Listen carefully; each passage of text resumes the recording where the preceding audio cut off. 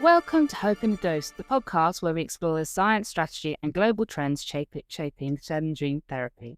I'm Louise Kearney, and today we're focusing on the most dynamic regions in this space, China. Why is this important?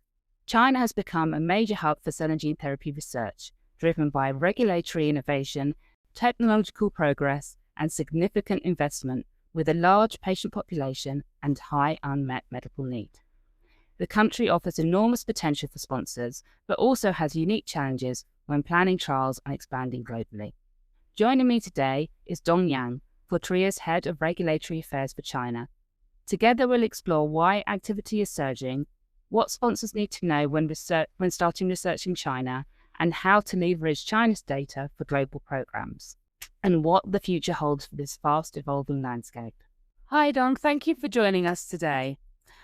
Why are we seeing such a surge in the amount of cell and gene therapy trials in China?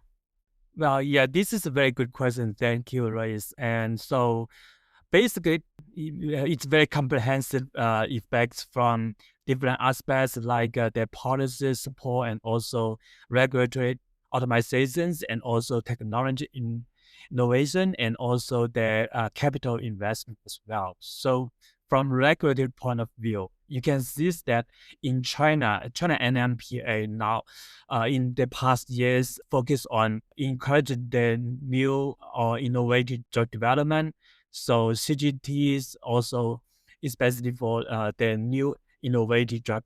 So we have many new guidelines and regulation to support. For example, in the last year, so the state council emphasize that we can have policies to support the early involvement and also to support the whole process guidelines and also the IND and drug review of the CGT. So from that, you can see in the past year, CDE has accepted more than 700 INDs applications for CGT specifically, and the approval rate is very high. But you can see that also from the market point of view. So it's very excited in the market size and huge global market potentials for CGTs, and also in China takes a very large portion of that. It reached like in this year, so it's around about 80 billion something. So it's significantly impact on that. And also from technologies point of view, you can see that actually, so we have many new innovative technology coming up, and for gene therapy and cell therapy as well. And from regulators, they have new informations like for accelerated approval in China for their whole registration. Also, it's very key information is that the patient need is the key, because NMPA nowadays are more focused on innovative drug for the patient need. Is there the patient need? So definitely there's a promotion for this. So we can see many good policies for this. Okay. Yeah, basically this is to I can see from China in terms of the CGT.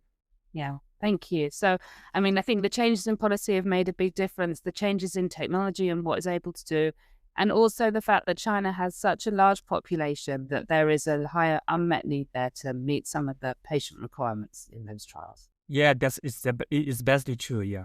Thank you. And so if I was going to be talking to a sponsor tomorrow who wanted to conduct trials within China, what are some of the key things they should consider when starting research in China? Yeah, that's a very good question. So conducting the trials in China, so basically you need to understand the regulatory requirements. So basically the technical guidelines nowadays, we are very honored to say that, because we are invited by the NMPA to be the only CRO involved in the 45 years guideline and regulation maintenance system. And so we are part of that, and we can observe that in the past years, so we have many new guidelines for CGT, especially for the technical regarding the CMC and also non-clinical and also clinical. And also we have a guideline specific for the consultation regarding CGT. So all these guidelines, you need to be familiar with them, and we know the requirement from the regulator NMPA, and also you make sure we have the sufficiency of the IND enabling package, especially for CGT, because for some of the target indications, we may not have the right animal models which can transfer from animal to human. So it's for the first man study, it will be very critical. So we in strategy wise, so we may basically will leverage the IIT, I mean the investigator in this AD trials data to support their IND enabling studies. So basically, you need to focus on how best we can leverage this data to mitigate the lack of this animal model or specific animal models, and we leverage those to support the safety and efficacy data to support the future need. And also, it's very critical is that we need to leverage this to optimize the study design of the phase 1 study, or in the best case, maybe we can avoid of the phase 1 study and we can go directly to phase 2 or late stage. Depends on the study design. So it's very key to understand all the whole clinical development plan. So we build into that.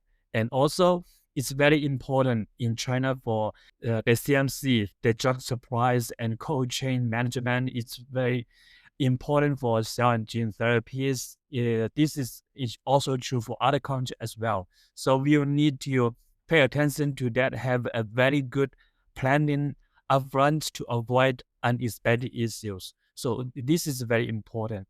And other than the supporting stage, and you need to focus on the market access. So you need to see what's the cooperation models, and also what's the intelligent properties protection, and also especially choice for the manufacturers.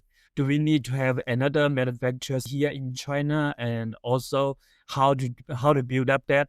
All this need to be take into consideration upfront. So if we have a very good CDP upfront, and also update that dynamically, so this will be a very good point, very good strategy to support that.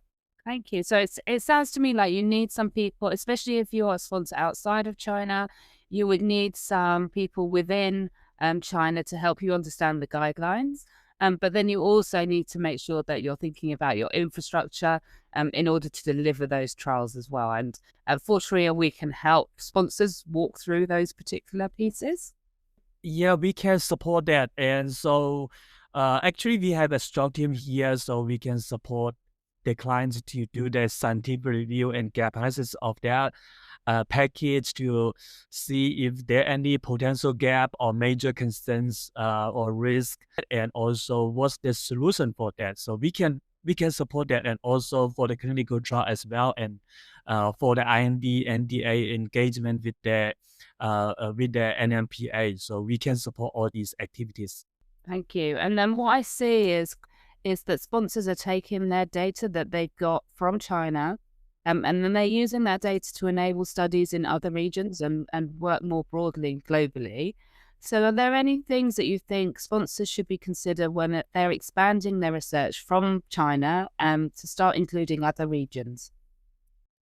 Well, yeah, this is also a very good question. Thank you. So, if we how to leverage the data in China to go to the other countries, so we also need to consider the target market countries. So basically, for example, US or European or the other regions. So we need to consider there's a requirement in terms of regulatories and also the marketing. So basically, even different countries, they adapt this ICH guidelines that harmonize everything. But individual countries have a different or specific requirement. So this is something we need to consider. For example, for US, we will need to consider like is that viral as strains is acceptable or not, and also whether we have a sufficient data in terms of the CMC, is that in the same criteria or acceptable by the US FDA or by EMA, and so we will need to do that detailed analysis on to make sure that they are acceptable, and also there's population different. So we will need to consider is there any population different, and also the medical practice are they also the same. So we will need to focus on those. And as I mentioned before, in terms of the CMC, the drug supplies, and the cold chain management, they are also very important because we are now transfer from one country to another country or another region. So the cold chains management is very important because for cell and gene therapies, especially for cell therapy, there's a shelf-life stability concern. So you need to make sure that the temperatures are monitors, and the cells are viable for deliverance, and also make sure the quality is no impact on the safeties or efficacy.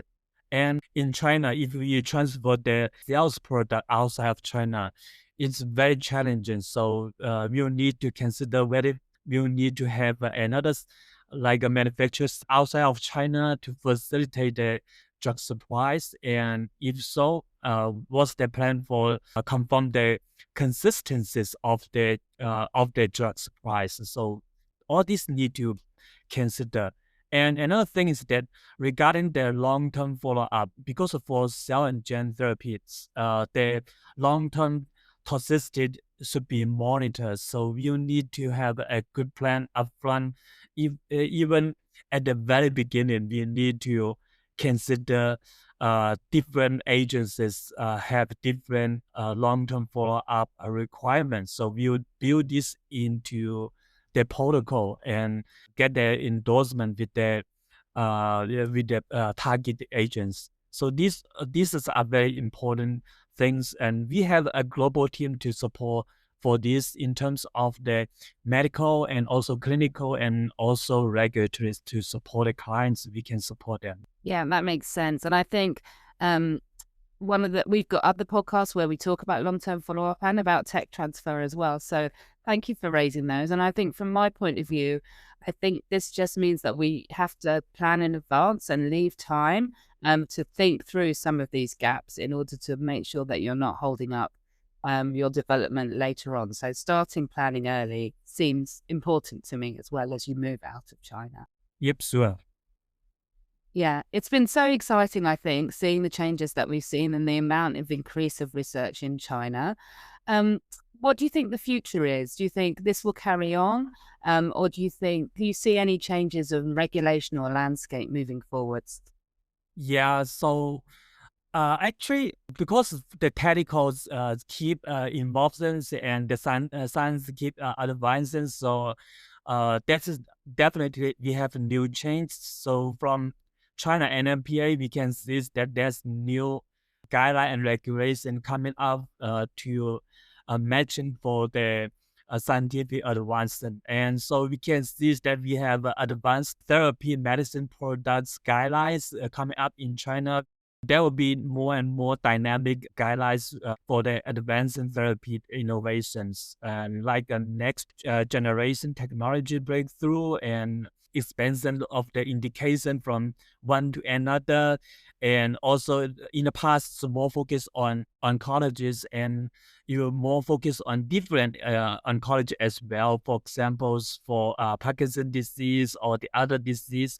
So this is all excited. So we can see that more and more change coming up, but we expect that this can be more exciting, and we are expected to the new change from the regulators and to support the drug development in China and also CGT product development global. We are prepared to support that as well. Yeah, fantastic. I think so. More changes are coming and more growth. I think it is really such an exciting time for cell and gene therapy research across the globe. So, and seeing so much of it in China, I can see there's more change coming. It would be lovely to have you come back, I don't know, in 6 months' time and talk through some of those new guidelines and what the impacts and what sponsors need to think about as they come out. So thank you so much for your time today, John. And I look forward to speaking to you in the future about those changes too. Sure. Yeah. Thank you. Thank you for the time and the invitation. And yeah, look forward to discuss with you later, and we'll keep monitor this and keep ourselves up to date as well to support the client's need. Yeah. Thank you, Don, for sharing these insights. Here's what stands out.